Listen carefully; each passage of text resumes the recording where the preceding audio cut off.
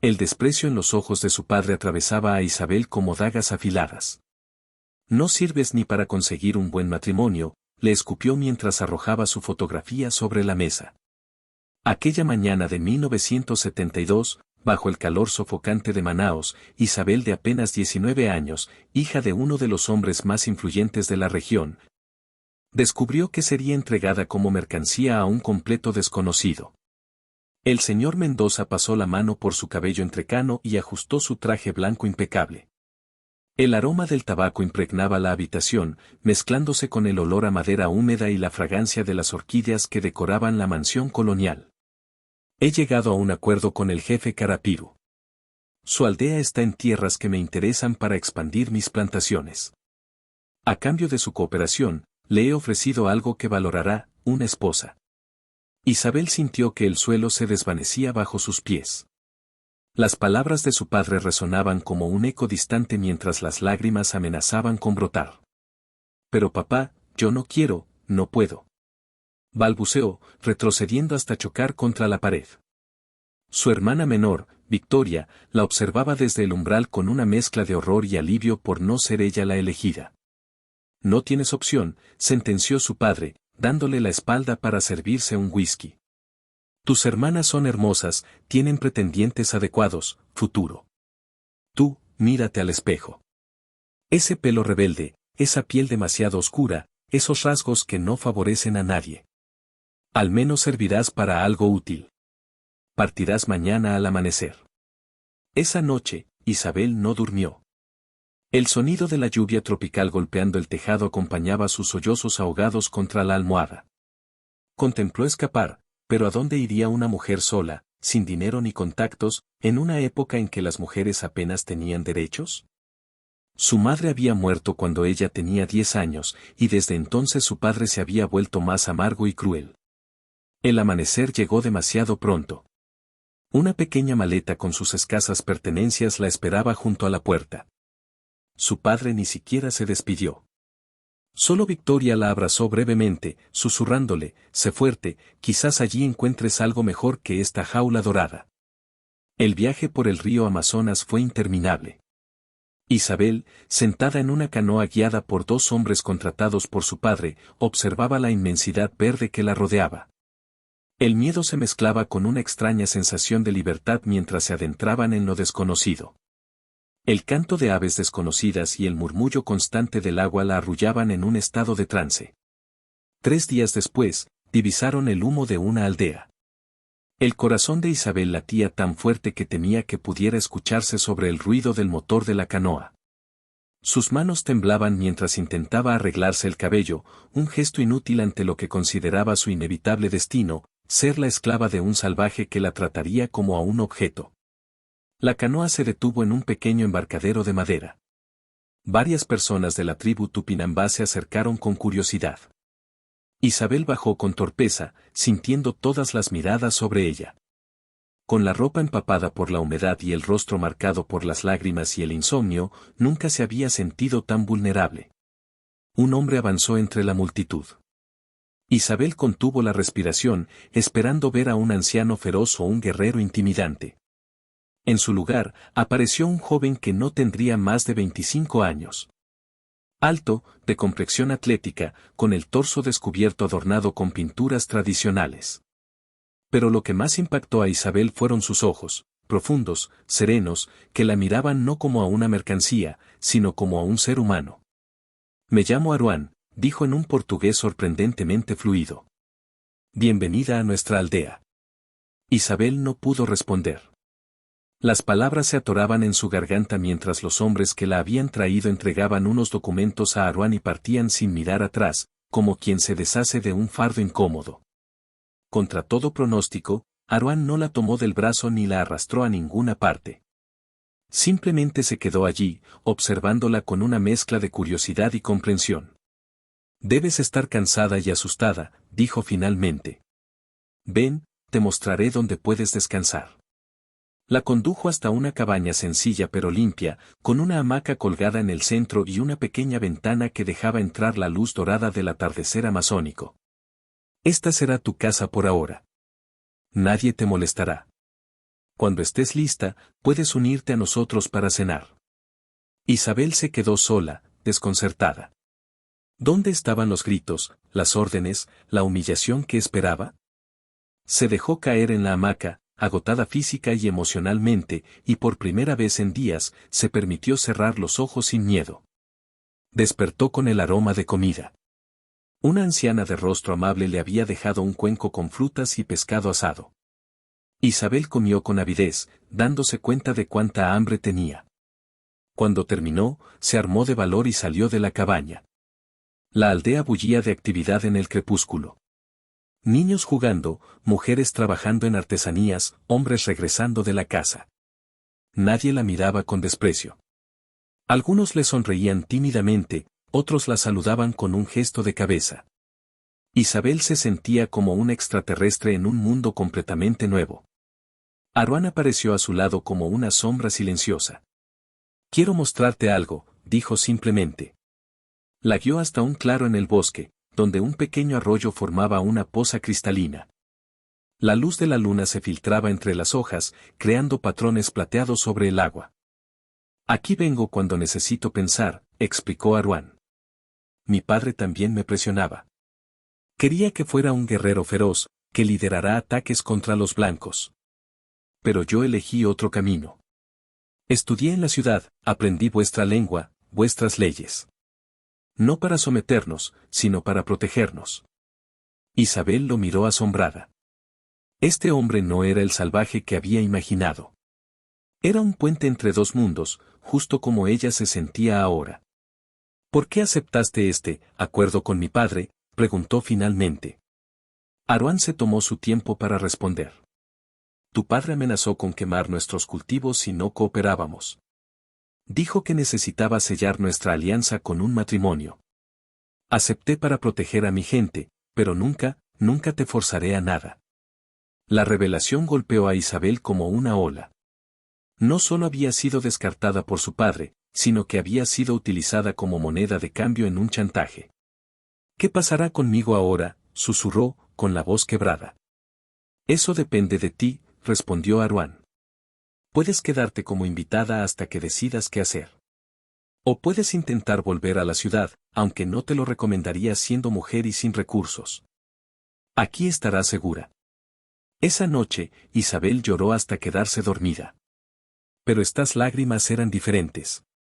Eran lágrimas de duelo por la vida que había conocido, pero también de un extraño alivio. Por primera vez, alguien le ofrecía elegir su propio camino. Los días se convirtieron en semanas.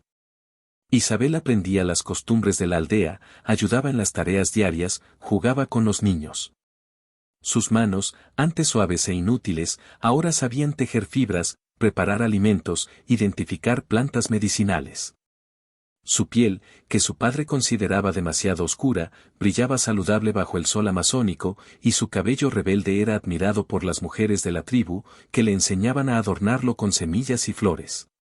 Aruán la observaba florecer, manteniéndose siempre respetuoso, siempre cercano pero sin invadir su espacio. Por las noches, a veces conversaban durante horas junto al fuego, compartiendo historias, sueños, miedos. «¿No te parezco fea?», se atrevió a preguntar Isabel una noche, exponiendo su herida más profunda. Aruán la miró con intensidad. «Esa palabra no existe en nuestra lengua. Vemos la belleza en lo que cada ser aporta al mundo. Tú tienes fuego en el espíritu, bondad en las manos, luz en la mirada. Eso es lo que veo cuando te miro». Algo cambió en Isabel esa noche. La semilla del amor propio, tan sistemáticamente arrancada por su padre, comenzó a germinar de nuevo. 6 meses después del día en que llegó, Isabel ya no era la misma. Hablaba la lengua tupinambá, conocía los ritmos de la selva, había encontrado su lugar en la comunidad. Y cada día, su corazón se acercaba más al de Aruán. Una mañana, mientras recogía hierbas medicinales, un ruido familiar la alertó. Motores de lancha. Corrió hacia la orilla del río y lo que vio la dejó paralizada. Su padre, acompañado por hombres armados, desembarcaba en la aldea. Isabel se ocultó entre la vegetación y se acercó lo suficiente para escuchar. Su padre hablaba con Aruán, su voz cargada de amenaza. He venido a recuperar lo que es mío, decía. Mi hija y estas tierras. El gobierno me ha concedido el permiso para explotar esta zona. Tienen una semana para marcharse. Aruán se mantenía erguido, imperturbable. Esta tierra pertenece a nuestros ancestros. Y Isabel no es una propiedad. Ella decide dónde quiere estar. El señor Mendoza soltó una carcajada amarga. ¿Mi hija? ¿Quedarse voluntariamente en este lugar? No me hagas reír. Es demasiado cobarde para sobrevivir aquí. Fue entonces cuando Isabel emergió de su escondite, caminando con determinación hacia ellos. Su padre se giró, y por un momento, no la reconoció. Ya no era la joven encogida y temerosa que había enviado al exilio. Ahora era una mujer con la cabeza alta, el cuerpo fuerte, la mirada desafiante. Hola, padre, dijo con voz firme. ¿Has venido a comprobar si tu plan funcionó? ¿Si me han quebrado como intentaste hacer tú toda mi vida? El rostro del hombre se transformó en una máscara de furia. Recoge tus cosas. Nos vamos ahora mismo. No, respondió Isabel. Una simple palabra que jamás se había atrevido a pronunciar frente a él. Esta es mi casa ahora. Estas personas son mi familia. Aquí he descubierto quién soy realmente. Eres mi hija.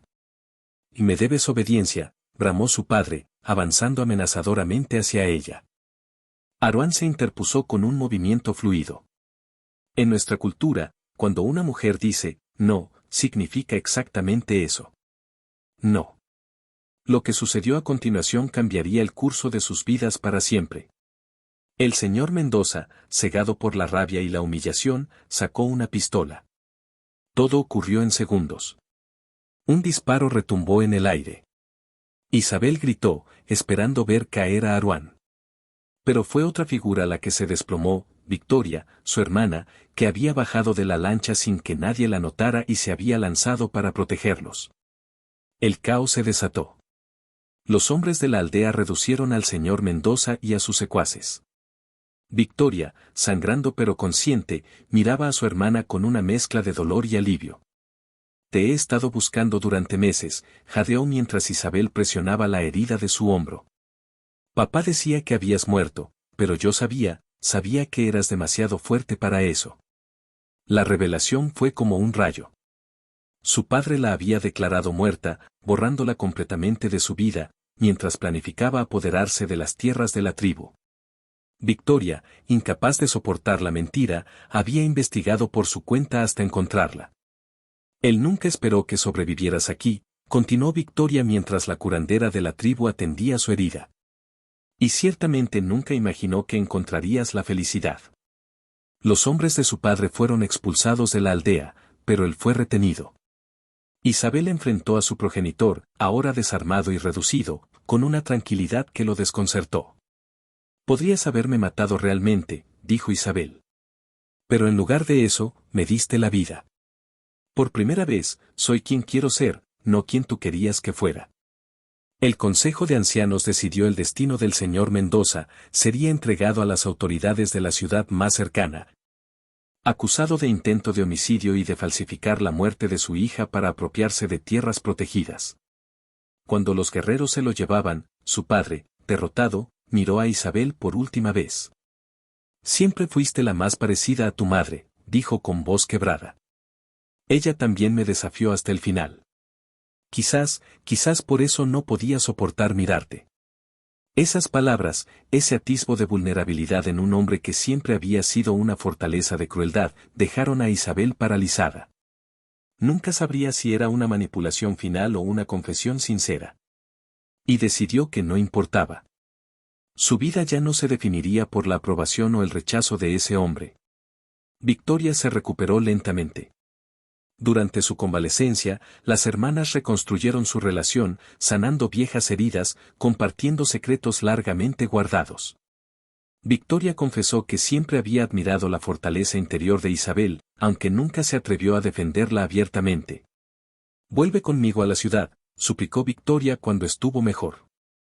«Podemos comenzar de nuevo, lejos de su sombra».